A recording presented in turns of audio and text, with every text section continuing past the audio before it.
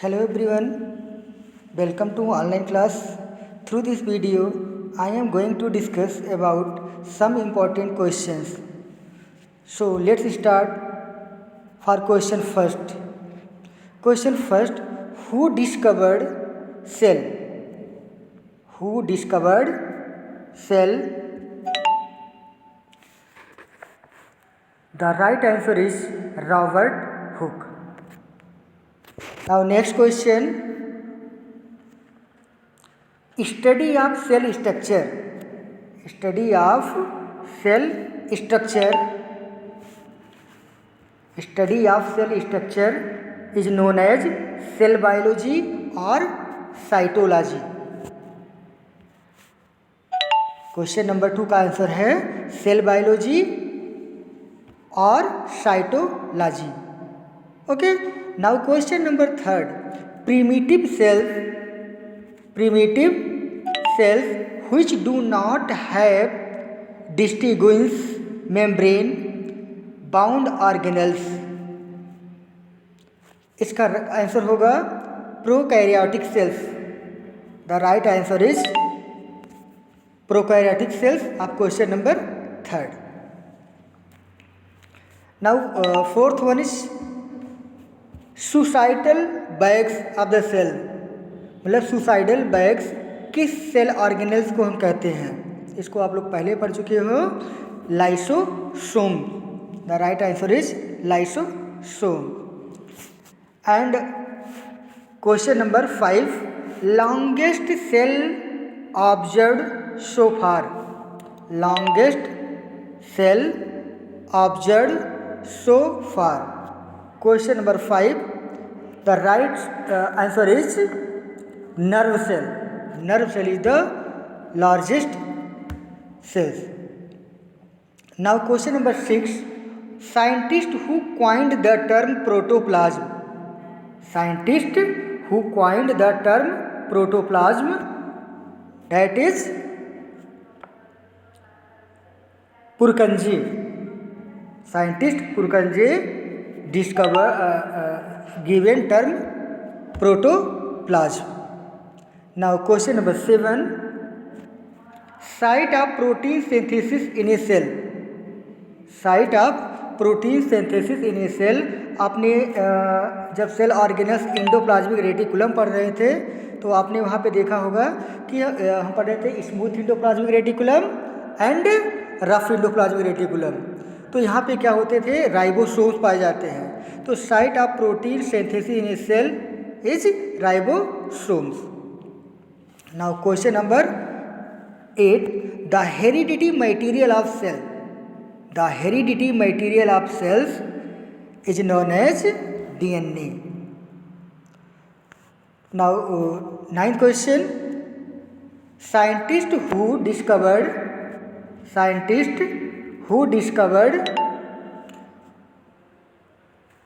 compound microscope. या in another way, scientist who developed compound microscope. Compound microscope को किसने develop किया था?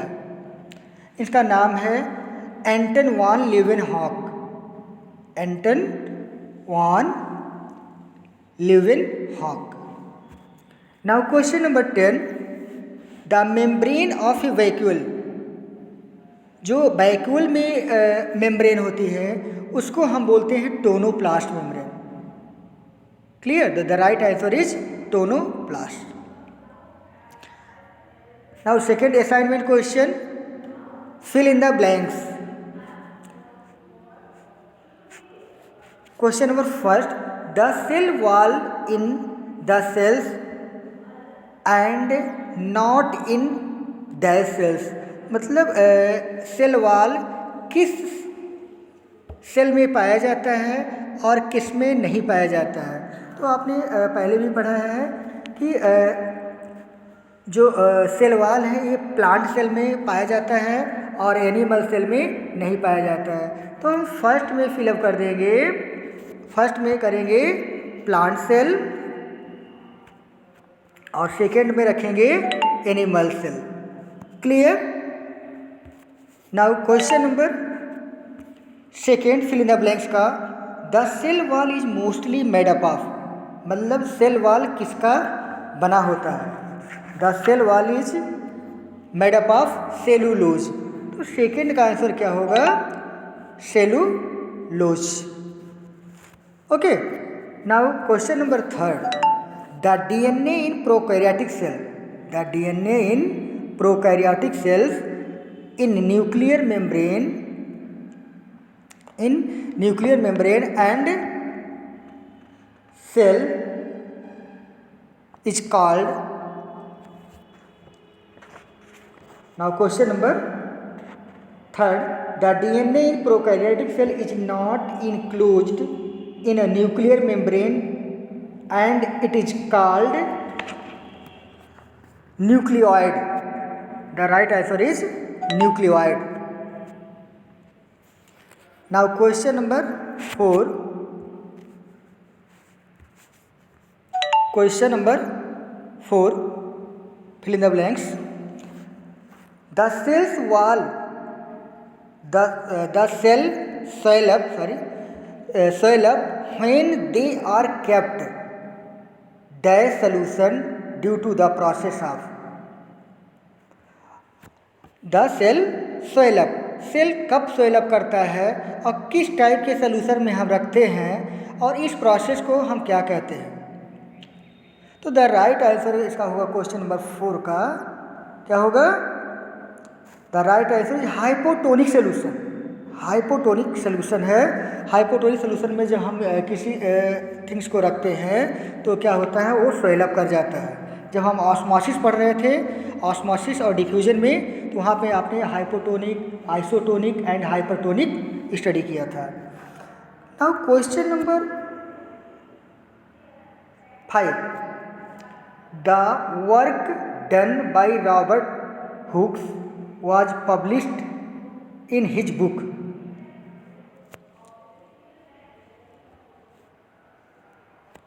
The work done by Robert Hooks was published in his book.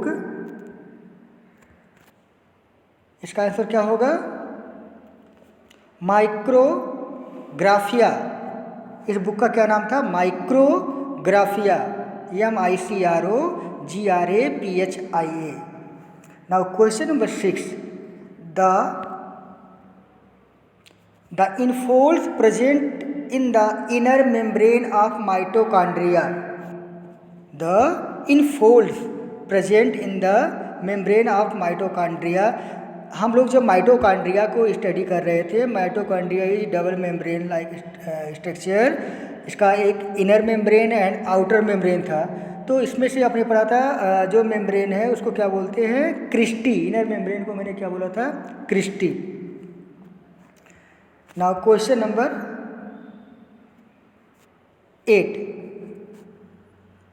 7, question number 7, RER means क्या होता है? Rough endoplasmic reticulum appears rough under a microscope due to the presence of granules of dash। तो इसका answer क्या होगा 7th का? Ribosomes. Now question number 8, dash was formulated by Matthias Sladen and T. Shannon। Cell theory, इसका answer होगा cell theory was formulated by Matthias Jacob Schleiden and T Shannon. Question number 9,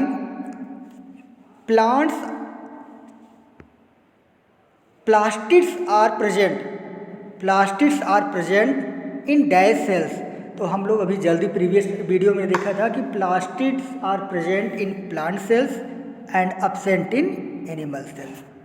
तो इसका answer होगा plant cell and centriole. Now next क्या है? The energy molecules. Question number 10, the energy molecules synthesized during the cellulose respiration. इसका answer होगा ATP molecules, adenosine, triphosphate molecules. अब इसमें कुछ ट्रू एंड फॉल्स क्वेश्चन दिए गए हैं, हम इसको देख लेते हैं क्यों ये ट्रू फॉल्स है, ये क्वेश्चन ट्रू है या फॉल्स है। A cell gets plasmolyse due to endosmosis. A cell gets plasmolysed due to endosmosis. A cell जो होता है it gets not plasmolyse due to endosmosis, तो ये आंसर आपका फॉल्स है। Cell wall is fully permeable membrane, cell wall is fully permeable membrane made up of dead cells. This is true.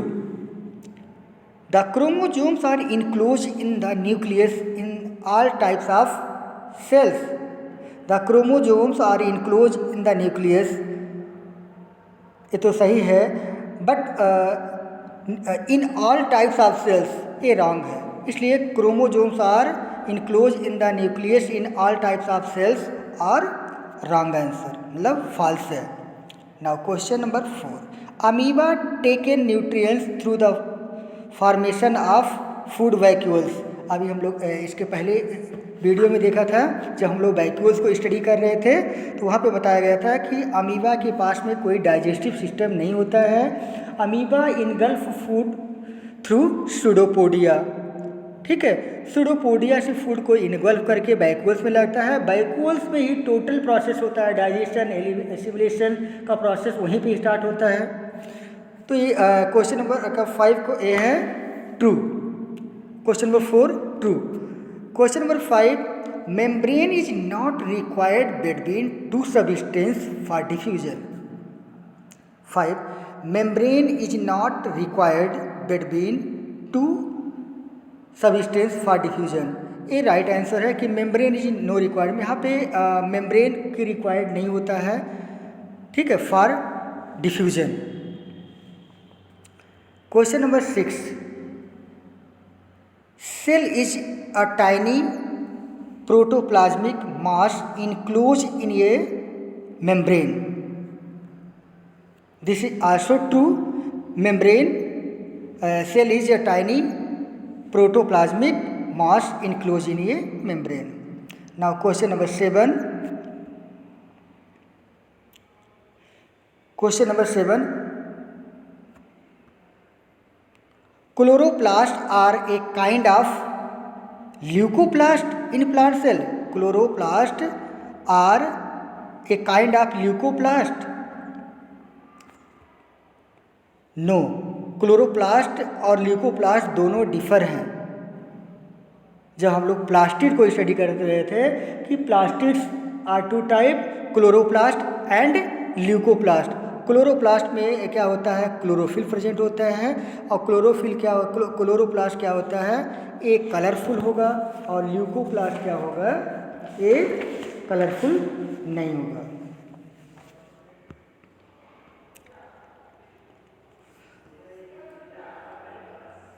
Now question number 8, vacuoles are smaller in plant cells and larger in animal cells.